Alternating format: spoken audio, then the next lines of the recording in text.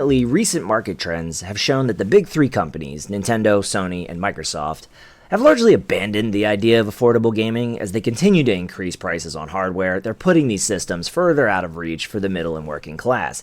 Let's also not forget that games are now going to cost us $70, $80, $90, and that's before they hit the secondary markets, especially for things with limited run sales, which seem to be becoming more and more common, at least in the physical game space.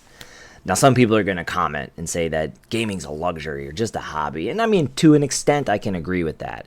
I'm never going to imply that gaming is more important than putting food on the table, but I do think it's more than just a simple luxury or a distraction. I mean, I remember when I was a kid that gaming represented a safe place for me. I was an only child to a single mom. We moved around a lot in my early years, and that makes it hard to keep friends. My mom did her best, but she had to work to keep the bills paid, so I spent a lot of time by myself. It could get very lonely, but for a few hours a week, there was a place that I could escape to where I didn't have to be a lonely kid.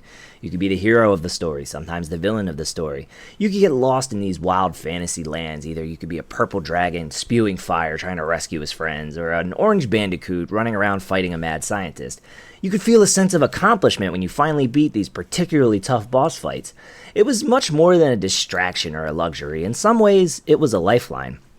More so than just the ability to escape into a fantasy land, it also gave you something that you could connect with other kids on, and that was tough coming into a new school with established friend groups. It was hard to make friends, but you could easily start a conversation about Mario 64 or Crash Bandicoot, talking about how awesome those games were, and immediately have something that you could connect with the other kids about. And then as I got older and entered the era of online gaming, I formed connections and friendships that still persist to this day.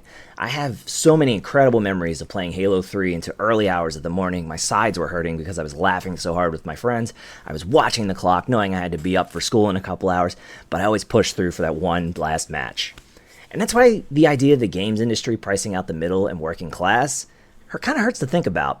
I think every kid and every family deserves some kind of affordable gaming experience. I'm not saying that the PS6, whenever that comes out, should be some dirt cheap, affordable option, but for the first time in my life, none of the mainstream hardware companies are really offering a budget option. I mean, the Switch 2 is likely going to be the cheapest console of this generation, and that's going to run you over $500 if you want to get it with at least one game. So how do we do affordable gaming in 2025? A time, well, where nothing really feels affordable.